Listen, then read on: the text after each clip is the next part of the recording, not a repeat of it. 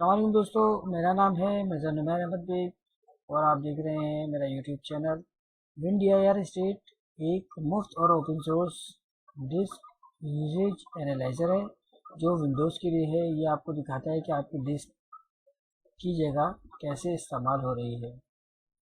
कभी सोचा है आपने कि आपकी हार्ड ड्राइव हमेशा भरी क्यों रहती है? विंडीआईआर स्टेट आपकी पूरी डिस्क को स्कैन करता है और आपको फाइलों और फोल्डरों को तफसीली नक्शा दिखाता है, जिससे ये मालूम करना आसान हो जाता है कि जगह कहाँ है।